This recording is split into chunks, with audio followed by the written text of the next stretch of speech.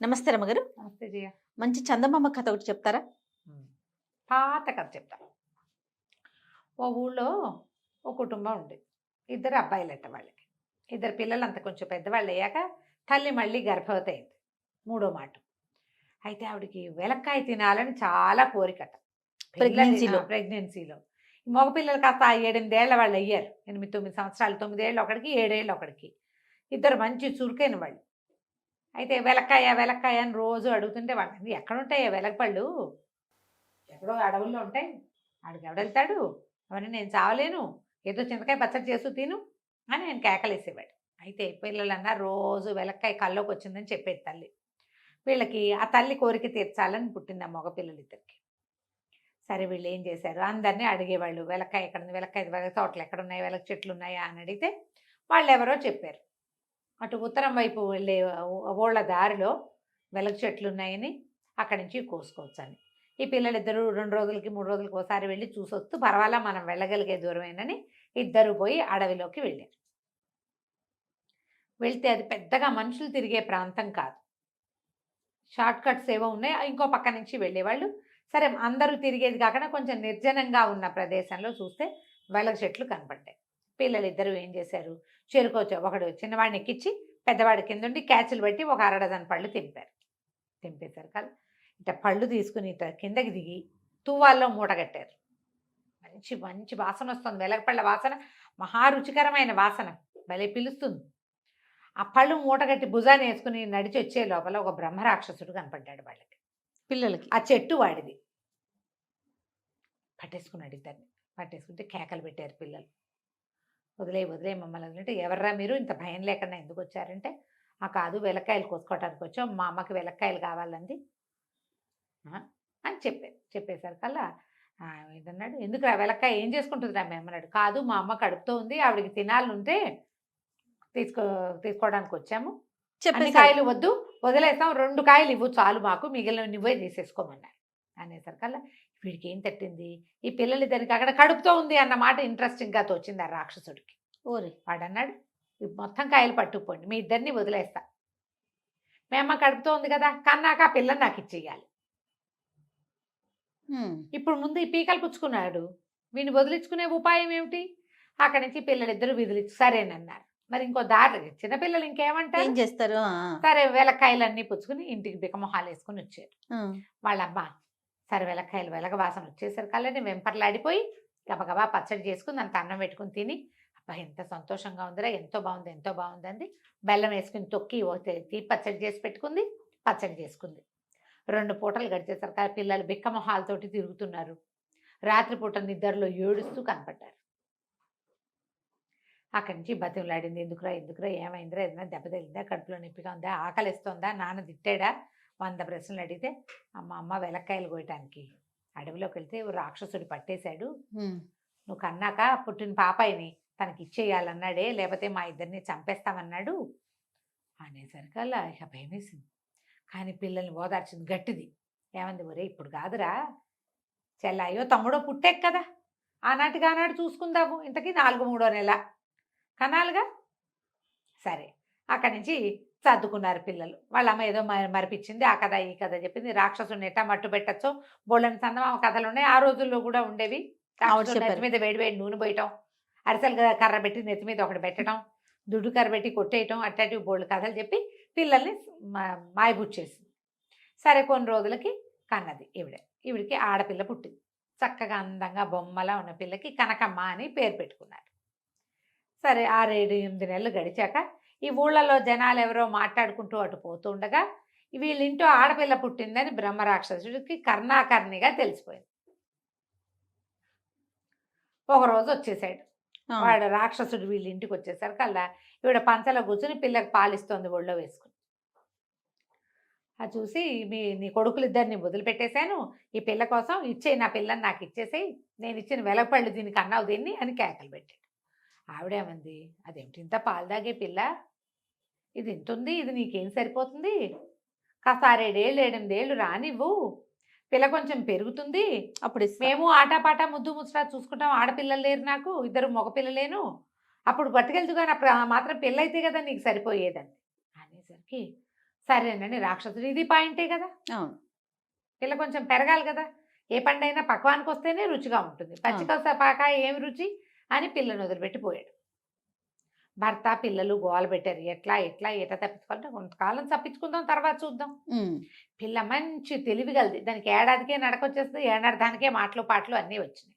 ఈ 7-8 ఏళ్ల దాకా వీళ్ళ దగ్గరే ఉంది. 7-8 ఏళ్ళు వచ్చాక వాళ్ళ అమ్మ అనేది, నువ్వు పెద్దదాని అవుతున్నావని తెలిసిందంటే ఆ రాక్షసుడు వచ్చి పడతాడే తల్లి అంటే, రాని అమ్మ చూసుకుందాం, రాని అమ్మ చూసుకుందాం అనేది పిల్ల. అది ఇంకా గట్టిది. గట్టిది. ఉమ్. అక్కడి నుంచి దీనికి 8వ పుట్టినరోజో ఏమో వస్తూ ఉండగా రాక్షసుడు వచ్చారు ఒకరోజు. ఇప్పుడు ఏం చెప్పడానికి వీలు లేదు. అవును, పిల్ల అవును. ఇంత ఎత్తునుంది. 7-8 ఏళ్ళు వచ్చేసరికల్లా ఆడపిల్లలు సాగోరు ఉంటారుగా కొంచెం పొడుగ్గా. అవును. అక్కడి నుంచి ఆ పిల్లని ఎత్తి భుజాన్నేసుకున్నాడు.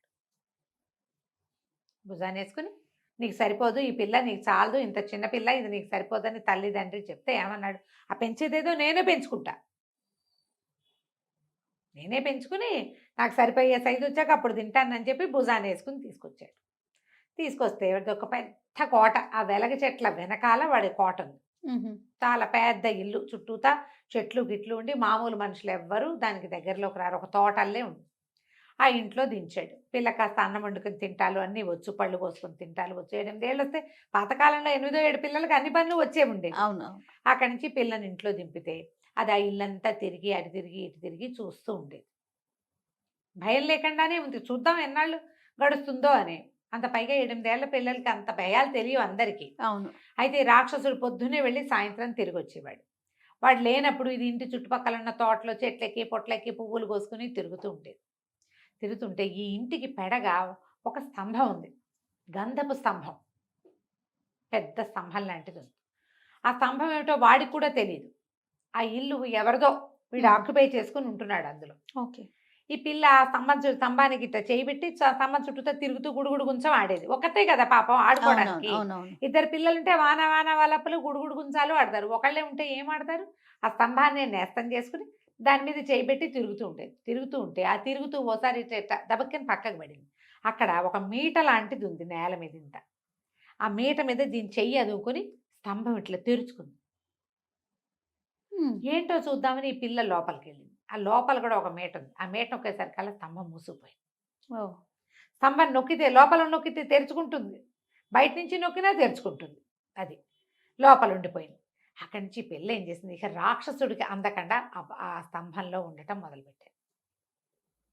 అన్నం వండుకుని తినేసేది, పళ్ళు తినేసేది, అటు ఇటు తిరిగి ఆడుకునేది. రాక్షసుడు వచ్చే టైంకి స్తంభంలో కూర్చునేది, పోయి కూర్చునేది. వీడు కనకమ్మ కనకమ్మ ఎక్కడున్నావు అని కేక పెట్టేవాడు. ఇక్కడే ఉన్నా అనేది.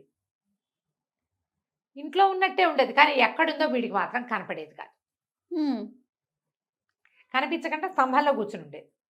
అది చిన్నది కాదు, బాగా పెద్దదే. అందులో కూర్చుని హాయిగా పడుకోవటం కూడా అందులోనే పడుకునేది. అయితే వీడికి ఒకరోజు బాగా డౌట్ వచ్చింది, పిల్ల ఏమైపోయింది, పిలుస్తుంటే పలుకుతోంది, వీడికి స్తంభమే పలుకుతోందని అనుమానం వచ్చింది. ఆ పిల్లని ఎంత వెతికినా పట్టుకోలేకపోయాడు. ఏం చేశాడు, ఒళ్ళు మండిపోయి ఒక ఉద్రేకంలో ఆ స్తంభాన్ని బాగా లాగి ఊడదీసేసాడు. ఊడదీసేసి లాగేశాడు నేల మీద, పాతి పెట్టబడి ఉంది కదా, పీకేసి దాన్ని తీసుకెళ్ళి అవతల ఊర్లో ఒక ఉద్యానవనంలో పడేసేసి వచ్చేసాడు. ఇక్కడ పిల్ల లేదు, ఇంట్లో పిల్ల లేదు, స్తంభంలో ఉంటుంది అన్న ఊహ కూడా వాడికి లేదు. ఆ స్తంభమే పిల్లలాగా మాట్లాడుతోందని భావించాడు. ఇంకా కనకమ్మ లేదు ఇక్కడ. ఆ పిల్ల పోయి ఆ స్తంభంతో సహా వెళ్ళి అక్కడెక్కడో ఉద్యానవనంలో పడింది. అదేం చేసింది, ఇది అంతా రాత్రిపూట జరిగింది. తెల్లారేసరికల్లా స్తంభం నుంచి బయటకు వస్తుంది కదా, రాక్షసుడు వెళ్ళే వేళ దాన్ని తెలుసు. తనకి మెలకు వచ్చాక 1 గంట 2 గంటలకు వెళ్తాడు వాడు. 1 గంట పోయాక మీట నొక్కి బయటకు వచ్చింది. తీరా చూస్తే ఇది ఇంకేదో తోట, తమ ఇల్లు లేదు, తోట లేదు ఇక్కడ, ఇది ఇంకో తోటగా ఉంది. సరే అటు ఇటు చూసింది. చూసేసరికల్లా తనకి ఆ ఉద్యానవనము, ఒక పక్కన పెడగా వచ్చిన గెస్ట్ హౌస్ లాంటిది, పంపు నీళ్లు అన్నీ ఉన్నాయి, తోటగా ఉంది. సరే పళ్ళ చెట్లు ఉన్నాయి. పిల్ల ఏం చేస్తుంది, అటు వెళ్ళి జామ పళ్ళు ఏవో కోసు తింది, మొహం కడుక్కుంది, కాస్త స్నానం చేసింది, ఆ బట్టలతోటే ఉంది. ఆ పళ్ళు పువ్వులు తెంపుకొని పోయి మళ్ళీ స్తంభంలో కూర్చుంది. 2-3 రోజులు చేసింది ఇట్లా. ఆకలిస్తుంది, దానికి అన్నం కావాలి, కానీ ఏం చేస్తుంది ఇదేమిటో తెలియదు తనకి. 10 ఏళ్ళు వచ్చినాయి, 11 ఏళ్ళు, 10 ఏళ్ళు గడిచిపోయినాయి ఇక్కడ. అదేలే. అయితే ఏం చేసింది, పిల్ల కొంచెం బాగా ఉఠావుగా సాగి ఉంది. 3 రోజుల తర్వాత మళ్ళీ వచ్చి బయటకొచ్చి పువ్వులన్నీ కోసుకుంటుంటే ఈ 3 రోజుల నుంచి ఇది పొద్దున పువ్వులు కోసుకొని స్తంభంలో కూర్చుంటుంది. ఆ ఊరి రాజకుమారుడు ఇక్కడ తిరగడానికి వస్తాడు. ఉద్యానవనంలో ఆడుకోవడానికి. రోజు నిండుగా పువ్వులుంటాయి. పువ్వులు కనిపించట్ల. ఆ పిల్ల ఏం చేసింది పువ్వులు కోసి అరటి చెట్లుంటే అరటి నార తీసుకొని దండ కట్టుకొని చల్ల పెట్టుకుంటుంది. ఓహో! అది లోపల కూర్చొని కట్టుకుంటుంది. ఆ పనులన్నీ స్తంభంలో కూర్చొని చేయటమే దానికి అలవాటు. వీడు అటు ఇటు వెతుక్కుని చూసుకున్నాడు 3 రోజుల నుంచి. ఏమిటి ఎవరో కోసేస్తున్నారు పువ్వులని. ఇవాళ పెండ్రాళే వచ్చాడు 3వ రోజు. వాడు ఒక 15, 16 సంవత్సరాలు ఉంటాయి. ఎవరో కోస్తున్నారు. నా తోటలో పువ్వులు కోయటం ఏమిటి? వాడికి అలా గ్రీన్‌గా, రెడ్‌గా, పింక్‌గా ఉంటే ఇష్టం. హ్మ్. తీరా పొద్దున్నే వచ్చేసరికల్లా ఈ పిల్ల పువ్వులు కోస్తూ పట్టుకున్నాడు దాన్ని. "ఏయ్! ఎవరు నువ్వు? ఏంటంటే?" ఏం చెప్తుంది? "నువ్వు ఎక్కడి నుంచి వచ్చావు? ఏది మీ ఇల్లు?" అంటే, "ఈ స్తంభమే మా ఇల్లు." అప్పుడు చూసాడు ఇదొక స్తంభం ఇక్కడ వచ్చి మొలిచింది అని. హ్మ్. "ఇందులోకి ఎట్లా వెళ్తున్నావు?" అంటే, దానికి బయట ఉంది. బయట వైపుకి ఒక మేట ఉంది. ఇది నొక్కితే తెరుచుకుంటుంది. నేను లోపలికెళ్ళిపోతా. ఆ లోపల తెరిచి నొక్కితే తెరుచుకుంటుంది. బయటకొచ్చేస్తానండి. ఆశ్చర్యపోయాడు. "ఏమిటి ఇట్లా ఉందా? ఎట్లా వచ్చావు?" ఏంటంటే చెప్పింది, "నేను ఇట్లా ఒకళ్ళ అమ్మాయిని రాక్షసుడు ఎత్తుకుపోయాడు నన్ను. వాడే పడేశాడేమో. నేను 3 రోజుల నుంచి ఇక్కడే ఉన్నానంటే." ఈ అబ్బాయి ఏం చేశాడు, ఆ పిల్లవాడికి చాలా నచ్చింది. ఆ పిల్లని వెంబడి పెట్టుకుని తమ అంతఃపురానికి తీసుకుపోయాడు. వాళ్ళ అమ్మకి అప్పచెప్పాడు. "అమ్మ, పిల్ల బాగుంది. పిల్లాడికి ఎటాగో పెళ్లి సంబంధాలు చూస్తున్నాం. ఈ పిల్లని చేసుకుందాం, పెళ్లి చేసేసుకుందాం" అనుకున్నారు వాళ్ళు. అమ్మాయిని చక్కగా ఉంచుకున్నారు దగ్గర. తను శుభ్రంగా తిండి పెట్టారు. ఇన్ని రోజుల నుంచి రాక్షసుడి దగ్గరుంటే అదే స్నానం చేసి అదే జల్లేసుకుంటుందిగా. దాన్ని చక్కగా తయారు చేస్తే రాజుగారు ఆశ్చర్యపోయాడు. పిల్ల పండల్లే ఉంది. మనం వెతికినా ఇంతకంటే మంచి పిల్ల దొరకదు కదా. హ్మ్. పిల్ల అంతగా ఉంది. కుర్రాడికి ఆసక్తిగా ఉంది. దాని వెనకాల పడి తిరుగుతున్నాడు. సరే పెళ్లి చేస్తాము. ఇంకొంచెం కొద్దిగా పిల్ల సాగాక, పిల్ల ఈడేరాక పెళ్లి చేసుకుందాం అనుకున్నారు. పిల్లని తమ దగ్గరే ఉంచుకుని మళ్ళీ వాళ్ళ ఇంటికి పంపిస్తే బ్రహ్మరాక్షసుడు పట్టేస్తాడు. అవును. తమ దగ్గరే ఉంచుకుని ఏదో చదువు చెప్పించారు. 13, 14 ఏళ్ళు రాగానే పెళ్ళన్నారు. పిల్లాడికి 20 ఏళ్ళు వచ్చేసినాయి. ఈ పిల్ల ఇంకా వాళ్ళ అమ్మా నాన్న పేరే ఎత్తకుండా ఉండిపోయింది ఇక్కడ. అమ్మా నాన్న పేరెత్తితే రాక్షసుడు పట్టేస్తాడు. హ్మ్. అయితే కర్ణాకర్ణిగా రాక్షసుడికి తెలిసింది. మళ్ళీ ఓ స్తంభంలో నుంచి బయటపడిన ఒక పిల్ల రాజుగారింట్లో పెరుగుతోందని, దానికి పెళ్ళని. ఓటిని. ఆ! సరే వాడు టైం కోసం వేచి ఉన్నాడు. ఒక గాజుల వాడిగా రూపం మార్చుకుని ఊళ్ళోకి తిరగడానికి మొదలుపెట్టాడు. ఈ పిల్లకి పెళ్ళి 5 రోజుల్లోనో ఏమో పెళ్ళి. ఆ పెళ్ళి అయితే పెళ్లి కూతురుని చేశారు.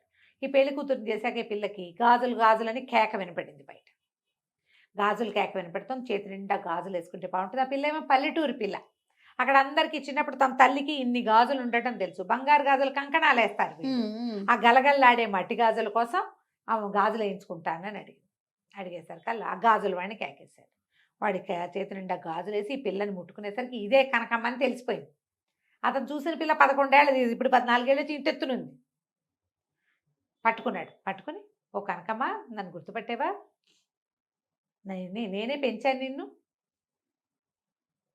నీ పెళ్లి కాదు, నేను నిన్ను వచ్చి తినేస్తాను. నీ పెళ్లి రోజునే నేను నిన్ను తినేస్తాను. ముందు రోజు రాత్రి వచ్చి నిన్ను తినేస్తానని చెప్పాడు. ఈ పిల్ల వలవలా ఏడ్చింది. ఏం చేయాలో తెలియలే. చేతి నిండా గాజులున్నాయి. పెళ్లి కూతురుని చేశారు. పిల్ల బిక్కమొహం వేసుకుని కూర్చుంది. రాజుగారు అబ్బాయి ఇచ్చాడు. "ఎందుకు అట్లా ఉన్నావు? ఏమైందంటే, రాక్షసుడు చెప్పాడు నన్ను తినేస్తాట. హ్మ్. వచ్చేసాడు. వాడు కనిపెట్టేశాడు నన్నంటే." సరేనా అతనున్నాడు, ఏదైనా ఒక ఉపాయం ఆలోచిద్దాం ఉండని మంత్రి గారితో మంత్రాలోచన చేశాడు. చేశాక దాందేముంది, అమ్మాయిని దాచిపెట్టేద్దాము. పెళ్లి రోజు దాకా పిల్లని ఎవరికంటా పడనివ్వద్దు. కానీ పిల్ల ఉన్నట్టే చూపిద్దాం అని చెప్పి ఏం చేశారు, చక్కెర పాకంతో కనకమ్మంత పొడుగు బొమ్మని చేయించారు. పంచదార చిలకలు చేస్తున్నారు పెళ్లికి. అంతంత చిలకలు చేస్తారు కదా. ఈ పంచదార పాకంతో ఈ పిల్ల ఉన్నంత పొడుగున ఒక బొమ్మ చేయించారు. ఆడపిల్ల బొమ్మ ఒకటి. అంతంత బొమ్మలు కూడా చేస్తారు కదా చక్కెర పాకంతో. బొమ్మ చేయించి దాన్ని ఏం చేశారు, ఆ పెళ్లి ముందు రోజు సాయంకాలమే ఆ పోత పోయిచ్చారు ఆ బొమ్మని. అంతఃపురంలో ఆ అమ్మాయి గదిలో పడుకోబెట్టారు. బట్టలవి దొడిగేద్దానికి ఓ దుప్పటి కప్పారు. ముందు రోజు రాత్రి వచ్చాడు. మర్నాడు పొద్దునే పెళ్ళన్నారు. అంత ఊరంతా సందడిగా హడావిడిగా ఉంది. రాక్షసుడు వచ్చాడు లోపలికి. వచ్చి అంతఃపురం లోపలికి వస్తే ఈ పిల్లని వీళ్ళు దాచిపెట్టేశారు.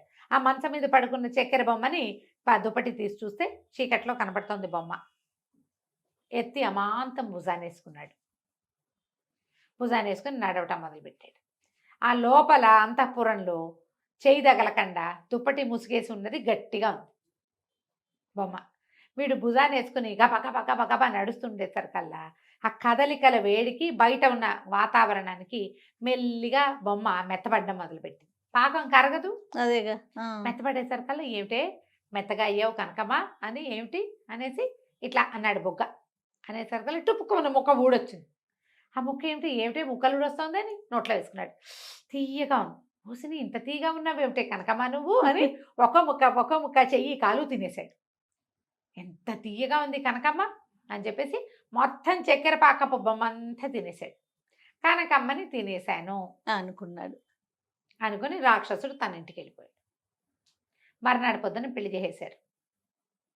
ఈ పొద్దున్న తెల్లవారేసరికల్లా ఈ పిల్ల రాక్షసుడి పీడ విరగడైపోయింది. ఇంకా వాడు రాడు అనుకోగానే మా అమ్మని నాన్నని పిలిపించండి, వాళ్ళ సమక్షంలోనే పెళ్లి చేసుకుంటానంటే వీళ్ళు కబురు చేసి వాళ్ళ అమ్మ నాన్న అన్నదమ్ములు ఇద్దరిని పిలిపించారు. అమ్మ నాన్న అన్నదమ్ములు ఇంత అయిపోయారు, పెద్ద పెద్దవాళ్ళు, అన్నయ్యల పెళ్ళిళ్ళు అయినాయి, పిల్ల లేదు కదా మరి వాళ్ళ దగ్గర. చక్కగా అంతా కుటుంబం అంతా వచ్చి దగ్గరుండి పెళ్లి చేస్తే వాళ్ళు ఏం చేశారు, ఒక భూత వైద్యుడిని పిలిపించి వీళ్ళ ఊరు చుట్టూతో మళ్ళీ రాక్షసుడు లోపలికి రానివ్వకుండా ఒక మంత్రాల కంచె వేయించేశారు. కనకమ్మ హాయిగా రాజుగారి అబ్బాయిని పెళ్లి చేసుకుని సుఖంగా ఉంది. కథ కంచికి మన ఇంటికి. చిన్న ట్విస్ట్ కానీ చాలా బాగుంది. నమస్తే రమ్య గారు. నమస్తే జయ.